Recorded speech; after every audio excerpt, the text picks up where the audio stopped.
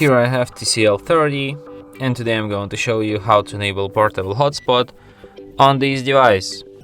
So firstly go to settings, then go to the connections section, hotspot and tethering, mobile hotspot. Here you can switch a hotspot, here you can change its name, here you can display QR code to instantly connect to your hotspot, here you can change security protocol, here you can change its password.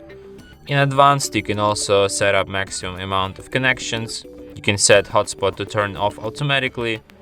You can set up timeout for this mode. And you can also view connected and blocked users. And that's it. Thanks for watching. If you find this tutorial useful, don't forget to hit that like button and subscribe to our channel.